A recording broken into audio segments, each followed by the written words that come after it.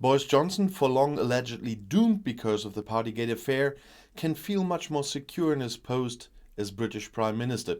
One of his harshest critics from his own party, the head of the Scottish Tories, Douglas Ross, publicly withdrew his resignation request on Thursday. In the midst of an international crisis, this is not the time to discuss resignations unless it is about the impeachment of Vladimir Putin, Ross said, referring to the war in Ukraine and Russian President Vladimir Putin. The opposition accused Ross of having the backbone of a jellyfish. A few weeks ago, Johnson was threatened with a vote of no confidence because he allegedly tolerated illegal parties during the corona lockdown in Downing Street and was even said to have been there in some cases. The police are investigating the gatherings. The outbreak of war put an end to the government crisis that had dominated the headlines for months. Even opposition leader Keir Starmer initially withdrew his call for resignation. British wholesalers have announced that they intend to pass on the rising fuel costs resulting from the Ukraine war to their customers. When people buy food and drink in stores or when they go out to eat, they will pay more because transport costs have increased so much, a representative from the Federation of Wholesale Distributors told the BBC on Thursday. As in Germany and other countries, fuel prices in Great Britain have reached record levels in the past few days. According to the association, the increased fuel prices are added to other challenges that are burdening the industry, including, for example, too few staff. As a result of Brexit, many overseas workers have left the UK with additional hurdles and costs for newcomers. The Butchers Association, British Meat Processors Association, also sounded the alarm and called on the British government to provide more support for the domestic food and agricultural industry. The British government has warned current and former soldiers not to travel to Ukraine on their own and take part in combat operations. British Prime Minister Johnson expressed understanding on Thursday, because I think I've never seen such a clear distinction between right and wrong, bad and good in international politics, he said. However, he emphasized that anyone who belongs to the armed forces and travels to Ukraine will later have to answer before a military court. It is already illegal for British military personnel to be absent without leave, but being absent to fight a war abroad is simply unacceptable, British Defence Secretary James Happy told the BBC. According to Happy, there are a few cases of active British soldiers who have traveled to Ukraine to fight Russian troops there. According to the media, some former soldiers were also courted. The Guardian reported on Wednesday about the son of a British MP who claims to have traveled to Ukraine with a group of like-minded people to fight there. British Foreign Secretary Liz Truss said in an interview last month that she would absolutely support Brits who go to war in Ukraine. However, at a press conference with US Secretary of State Antony Blinken in Washington on Wednesday, she qualified the statement and said that she only wanted to express her support for the Ukrainian cause. I have made it very clear that the current recommendation is not to travel to Ukraine, Truss said. So she learned a lot from her boss about lying. Britain plans to stop importing oil from Russia by the end of this year. The British Minister for Economic Affairs, Kwasi Kwarteng, announced on Twitter on Tuesday. The move is intended to further increase the pressure on Moscow to end the war against Ukraine. This transition phase will give the market, companies and supply chains more than enough time to replace Russian imports, Kwarteng wrote. The share of Russian oil in UK demand is currently 8%, the business secretary added. Gas imports from Russia are initially unaffected. However, Kwarteng announced that he would also examine options for an exit there. Russian gas accounts for just 4% of UK supplies, Kwarteng said. After the tragic death of a British woman from poisoning with a neurotoxin Novichok in 2018, a public investigation is to begin next week to clarify open questions. The public inquiry is to be opened on March 17th. the British government announced on Thursday. British woman Dawn Sturgis died in hospital in July 2018 at the age of 44 after she and her partner accidentally came into contact with a nerve agent through a perfume bottle. This happened 3 months after the poisoning in the city of Salisbury on the Russian ex-spy Sergei Skripal and his daughter Julia, both of whom narrowly survived. The British government and Scotland Yard blame Moscow for the attack, which the Kremlin denied. The investigation is now intended to clarify open questions about what happened. For example, how the Russian leadership was involved and how the nerve agent got where. British Home Secretary Priti Patel announced 3 months ago that the case should be investigated. A judge from Britain's highest court, the Supreme Court, has now been appointed to lead the investigation. However, according to the PA news agency, it is unclear when the first hearing will take place after the official opening. The hearings are to take place in London and Salisbury. Prince William was criticized in London with a statement about the dismay of the British about the war in Ukraine. When visiting an organization that sends aid to the Eastern European country, he said, according to the PA news agency on Wednesday, "It's very strange to see that in Europe." The first report said William had made a reference to wars in Asia or Africa. Some prominent Twitter users were outraged. They interpreted the royal statement as a relativization of suffering in other parts of the world and accused him of ignorance of his own history. Not least because of the Northern Ireland conflict, which was only settled almost a quarter of a century ago, but is still smoldering. US human rights attorney Qasim Rashid asked on Twitter how such a statement could be made given Britain's and Europe's history of wars. Author Omid Scobie, who became known for a book about Prince Harry and also Duchess Meghan, accused William of normalizing war and death in Africa and Asia. The account that William made a connection to other crisis areas was corrected on Thursday afternoon by both the PA news agency and a royal reporter from the Daily Express who was present. He doesn't seem to have compared the war to conflicts in Africa and Asia, wrote reporter Richard Palmer in a tweet. According to the Foreign Ministry in London, the assets of 7 Russian oligarchs in Great Britain are to be frozen. In addition, an entry ban is to be imposed on those affected. Those sanctions include Chelsea FC owner Roman Abramovich, Putin confidant and Rosneft CEO Igor Sechin, VTB Bank chairman Andrei Kostin, Gazprom boss Alexei Miller, Transneft boss Nikolai Tokarev, and the bank's CEO Rossiya Dmitry Lebedev. Several of the above are also on an EU sanctions list. The EU has not yet imposed any sanctions on Abramovich. Overall, the assets of the sanctions are estimated at £15 billion, the Foreign Ministry said. Today's sanctions show once again that oligarchs and kleptocrats have no place in our economy and society. With their close ties to Putin, they are complicit in his aggression, Secretary of State Liz Truss said in a statement. The British government has been heavily criticized in the past for its lax treatment of Russian oligarchs. Prime Minister Johnson's ruling Tory party has also faced constant criticism for its willingness to accept donations from wealthy Russian-British dual nationals. However, Johnson denies the allegations and insists that the party donors are above suspicion. The London real estate market and the financial centre in the British capital are considered lucrative locations for investments and money laundering by the super-rich from all over the world.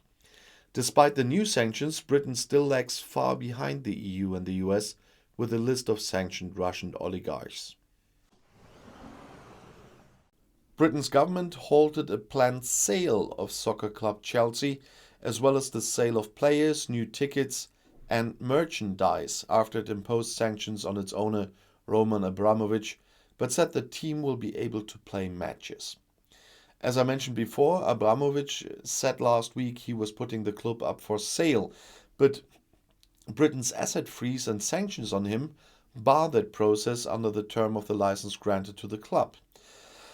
The government said it had issued a special license to allow Chelsea to play fixtures and pay staff, but it will limit the sale of tickets, merchandise, and even players effective from Thursday.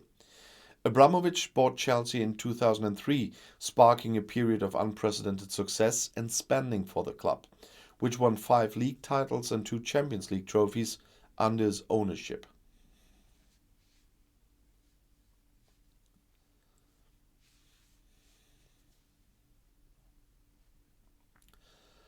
Three national organisations are to be created to drive improvement in education in Scotland. A new public body will be responsible for developing and awarding qualifications. It will replace the Scottish Qualifications Authority and will have a governance structure that is more representative of and accountable to learners, teachers, and practitioners. A national agency for education will see Education Scotland replaced. The new executive agency will provide improved support and professional learning to teachers and schools and provide advice and guidance on curriculum, assessment, learning, and teaching. Thirdly, a new and independent inspectorate body will be created. It will develop new inspection models and help to assess the overall performance of Scottish education. The organisations will be required to work more closely with learners and education professionals. ES and SQA will continue to deliver their functions while the new bodies are being developed, ensuring continuity for learners, including those sitting exams. The new organisations were announced as part of the Scottish Government's response to a report on reform of the SQA and ES by independent advisor Professor Ken Muir from the University of the West of Scotland. The Scottish Government has broadly accepted all of Professor Muir's recommendations, including making a commitment to lead a national discussion on the vision for the future of education.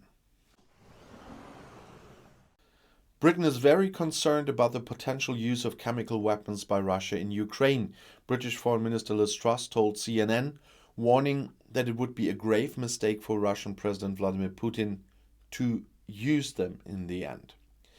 Russia's war in Ukraine entered a third week with none of its stated objectives reached, despite thousands of people killed, more than 2 million made refugees, and thousands cowering in besieged cities under relentless bombardment. We are very concerned about the potential use of chemical weapons, Truss said. And she said, we have seen Russia use these weapons before in the fields of conflict, but that would be a grave mistake on the part of Russia, adding to the grave mistakes already being made by Putin. The comments come a day after the United States denied renewed Russian accusations that Washington was operating biowarfare labs in Ukraine.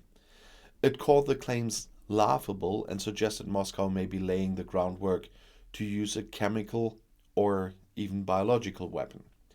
Early on Thursday, Britain's Armed Forces Minister James Happy was asked whether the use of chemical weapons might cross a red line that led to cause NATO members becoming involved in the conflict. The UK government must do more to support Scotland's defence industry and military commitments, says Cabinet Secretary for Justice and Veterans Keith Brown. Mr. Brown addressed the Scottish Affairs Committee inquiry on defence matters in Scotland last Monday, where he made a key pledge for greater engagement between Westminster and Holyrood. With defence matters in sharp focus, Mr. Brown urged the UK government to outline how defence capability will be achieved with cuts to personnel numbers. He also called for increased dialogue over defence industry spending, vital to the Scottish economy, supporting jobs across the country. Britain on Thursday outlined the terms of reference of its planned inquiry into the COVID-19 pandemic, looking into the preparedness of the country as well as the public health and economic response to the coronavirus. Britain has recorded 19.3 million COVID-19 infections and 162,000 deaths, the seventh highest fatality total globally, and Prime Minister Boris Johnson has been criticized for mishandling England's 3 national lockdowns. He has promised an inquiry into the pandemic, chaired by Judge Heather Hallett. On Thursday, the government said that the inquiry would examine the COVID-19 response and the impact of the pandemic in England, Wales, Scotland, and Northern Ireland, and produce a factual narrative account. The 4 nations set their own health policies, though they have coordinated their actions on issues like travel rules and the vaccine rollout. The terms of reference for the inquiry also aim to identify the lessons to be learned from the above, thereby to inform the UK's preparations for future pandemics, they said. The government said there would be public engagement and consultation on the inquiry's terms of reference, which would last 4 weeks and could lead to changes before the terms are finalized.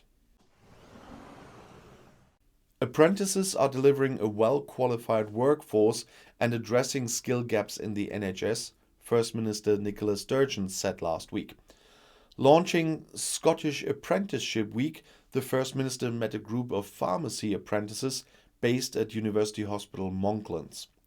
A new £2.4 million Scottish Government recruitment programme will see 150 apprentice pharmacy technicians trained and recruited across Scotland this year. Throughout their 2-year apprenticeship, individuals will develop skills and gain valuable experience working in hospitals and community pharmacies, as well as GP practices, undertaking medication reviews and liaising with other healthcare professionals to provide effective patient care. Britain will next week streamline a system to allow Ukrainians to enter the country, its interior minister said on Thursday, after an outcry over a requirement for people fleeing Russia's invasion to get biometric tests before being allowed in. The Conservative government has repeatedly said it is being generous to Ukrainians who want to come to Britain by offering 2 routes, but critics say ministers are prioritizing bureaucracy over the welfare of those fleeing war. From Tuesday, I can announce that Ukrainians with passports will no longer need to go to a visa application center to give their biometrics before they can come to the UK, Home Secretary Priti Patel told Parliament. Instead, once their application has been considered and appropriate checks completed, they will receive direct notification that they are eligible for the scheme and can come to the UK, she said. I call it small change in policy, came on the advice of the Security and Intelligence Services, and although Patel put it differently. In short, Ukrainians with passports will be able to get permissions to come here fully online from wherever they are and will be able to get biometrics once in Britain, she said. While households across Europe have taken in Ukrainian families forced to flee their homes, Britain has demanded they secure a visa first, with some refugees in the French port city of Calais being told to go to Paris or Brussels to apply. The right-wing Daily Mail newspaper said the shambolic visa system required refugees to produce paperwork showing they had been living in Ukraine before January 1st and to have birth or marriage certificates to show links to Ukrainians living in Britain. As a result, Britain has accepted far fewer Ukrainians than the likes of France and Germany, or Ukraine's nearest neighbors, which have waived the need for visas. And we all have, except Britain. Hundreds of thousands of people in Malawi who have been displaced by severe flooding as a result of Tropical Storm Anna are to receive financial support from the Scottish Government. The £400,000 will go to the British Red Cross as part of the Storm Anna emergency appeal to support the Malawi Red Cross. As well as meeting the immediate needs of families affected by the disaster, the organization is supporting communities to rebuild their homes and livelihoods, as well as helping to improve resilience against future disasters. In late January this year, Tropical Storm Anna struck Madagascar, Mozambique, and Malawi with high winds and torrential rains. The region has been struck repeatedly by severe storms and cyclones in recent years, which have taken lives, destroyed homes, infrastructure, and crops, and displaced large numbers of people. Malawi's government declared a state of disaster in 15 districts on January 26th, and the current situation has the potential to escalate as the country continues to experience stormy rains, resulting in further flooding. British consumers spent the most since Christmas on their credit and debit cards earlier this month due to the soaring cost of fuel and increased spending on food and other utilities, weekly figures showed on Thursday. Spending in the week to March 3rd jumped by 10 percentage points from the week before to 102% of its average level in February 2020, just before the COVID-19 pandemic hit Britain, according to the Bank of England's CHAPS payment data. The figures are not seasonally adjusted and often see a spike at the turn of each month when many Britons receive monthly paychecks. However, the biggest rise came from work-related spending, which includes fuel used for commuting. This jumped by 24 percentage points to its highest since October 1st, just after a period of fuel shortages. Petrol and diesel prices in Britain hit a record high on March 8th, according to the RAC Motoring Organization, reflecting a surge in already high global oil prices following Russia's invasion of Ukraine. High inflation across a broad range of goods looks set to squeeze British living standards this year in a way not seen during the COVID-19 pandemic, when many households had their income sustained by government support programs. Early last month, before the Russian invasion, the Bank of England forecast British inflation would exceed 7% in April, when regulated energy prices are due to rise by more than 50%. Spending in the week to March 3rd rose by 14 percentage points for staple goods such as food and utilities, 6 percentage points for delayable goods such as clothes and furniture, and 5 percentage points for social spending. Winter storms had depressed spending on travel and eating out the week before. Previous consumer spending figures from payment company Barclaycard had shown strong spending growth in February after Omicron cases of coronavirus fell and England's remaining COVID-19 restrictions were lifted. Scotland's Finance and Economy Secretary Kate Forbes has welcomed a new UK bill which will strengthen powers to counter illicit financial activity from Russia. The Scottish Government supports the Economic Crime or Transparency and Enforcement Bill being brought in by the UK Government and has lodged a legislative consent memorandum which is expected to be considered by the Scottish Parliament this coming week. The bill, which has its second reading on March 7th in the House of Commons, requires the Scottish Parliament's consent as it covers devolved matters in relation to unexplained wealth orders and the register of overseas entities. In addition to economic sanctions, the bill has 4 specific proposals in relation to strengthening unexpected wealth orders, or UWOs, in the Proceeds of Crime Act, and that includes ensuring property held via complex ownership structures can be investigated, and enabling a UWO to be served on a person reasonably expected to have some control over the asset, and giving investigators more time, from 60 days to 186 days, to consider a civil recovery action, and limiting ministers' liability to meet legal costs following an application for a UWO.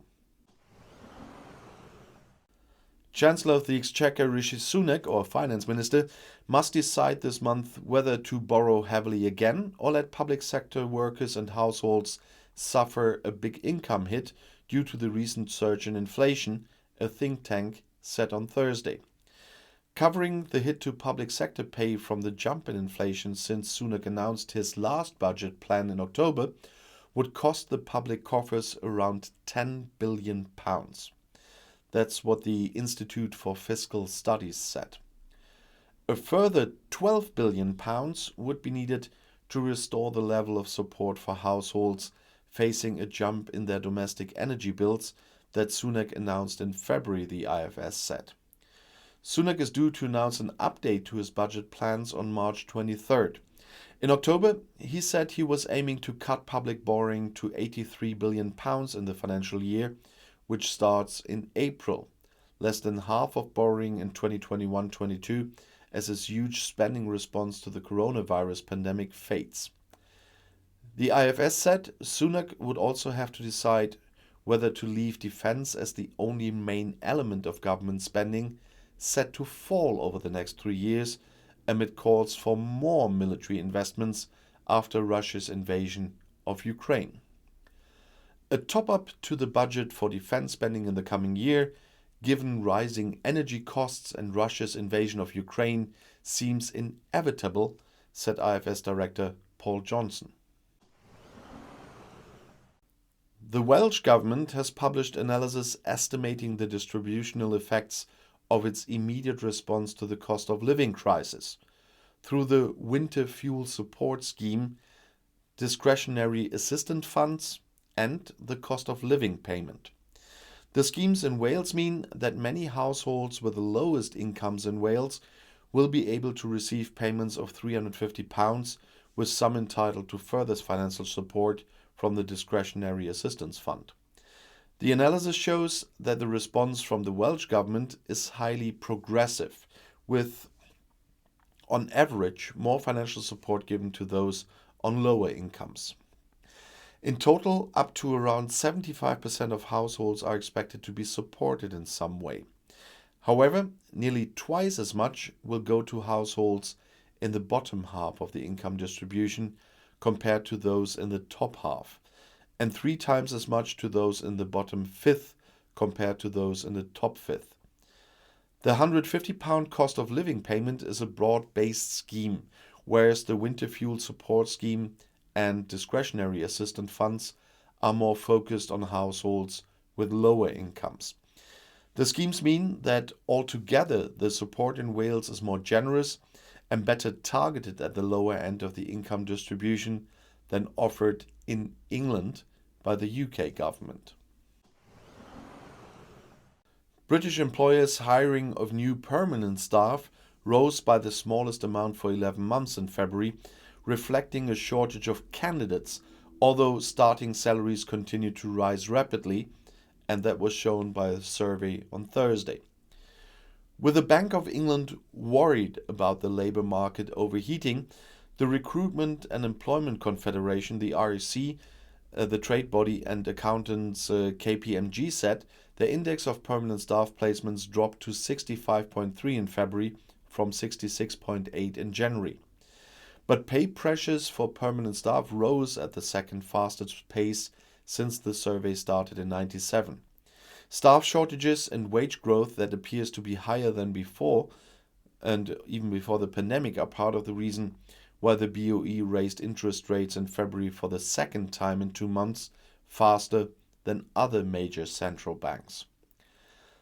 The central bank thinks pressures in the labor market will stop inflation falling back fully to its 2% target unless borrowing costs rise further. The new plan for employability and skill sets. It sets out the actions ministers will take to deliver the Young Persons Guarantee, support people furthest away from the labor market to find work, and focus on improving labor market outcomes for disabled people, Black, Asian and minority ethnic people, women, and those with low skills. It also sets out measures to help people stay in work through raising skill levels and preventing people from not taking up work or falling out of employment because of a health condition. The minister said the plan will help pave the way for fairer, more equitable Wales where nobody is left behind or held back, helping to change people's lives for the better. The new plan sets out 5 key areas of action over this government term, which will propel Wales towards meeting the Welsh government's longer-term milestones. And those 5 areas include delivering a young person's guarantee in order to protect a generation from the impacts of lost learning and delayed labour market entry, and to help make Wales a place where more young people feel confident in planning their future. And then it's tackling economic inequality by shifting the focus of employability programs to helping those furthest away from the labour market to find work, and improving labour market outcomes for disabled people, Black and Asian and minority ethnic people, and women, and those with low skills. This includes building on the successful community-based approach in partnership with local authorities. And they want to promote fair work for all by using the levers available to the Welsh Government to improve the offer for workers and encouraging employers to make work better, fairer and more secure. And they want to give more support for people with a long-term health condition to work. Better anchoring the health service both as an employer and part of the delivery network to prevent people falling out of work or getting into employment because of health condition. And there's raising skills levels and adaptability of the workforce by expanding flexible and personal learning opportunities for people in and out of work so they have the chance to improve their skills, find work or retrain throughout their lives. As part of the plan, the Welsh Government will work with its partners to help ensure that 90% of 16 to 24-year-olds in Wales will be in education, employment or training by 2050. It will also work to eliminate the pay gap for women, Black, Asian and minority ethnic individuals and disabled people, and eradicate the gap in the employment rate between Wales and the UK, with a particular focus on underrepresented groups. House price growth in Britain hit a new 8-month high in February, as the housing market showed little sign of losing momentum amid a growing cost of living squeeze. That was also shown by the earlier mentioned survey on Thursday. The Royal Institution of Chartered Surveyors said a net balance of 79% of its members reported a rise in house prices in February, up from 74% in January and its highest since June. A Reuters poll of economists had pointed to a reading of 73%. The report echoed other surveys that show Britain's housing market retained much of its momentum going into 2022, despite the phasing out of temporary tax breaks on property purchases in the second half of 2021. But with household budgets being squeezed by high inflation and imminent tax rises, RICS had doubts about whether the housing market can keep up its recent strength, even though there is a sense sign of a slowdown now. Expectations for house price growth in the coming 12 months were strong across all parts of the United Kingdom, the survey showed. Rents were expected to increase by an average 4.5% over the next 12 months. The proportion of surveyors expecting rent to rise was the highest since December 2012. Rubinson said the mismatch between strong demand and a shortage of sellers would likely keep prices high. The 2 remaining Britons on Huawei UK's board of directors, Andrew Khan and Ken Olise, resigned on Wednesday after the Chinese company failed to condemn Russia's invasion of Ukraine. The 2 had urged Huawei to criticize Russian President Vladimir Putin's administration from its headquarters in Shenzhen, but the company refused, a source familiar with the matter said, confirming a Sky News report. They then felt that, while it was a complex situation, their positions as directors of the Huawei UK board were untenable. Former BP chief John Brown stepped down as chairman of Huawei's UK operation in 2020, before the UK government banned the company from the country's 5G networks. Mike Rake, the former chairman of BT Group, followed Brown in relinquishing his non-executive directorship in 2021. And I'll see you in my next video. Bis gleich.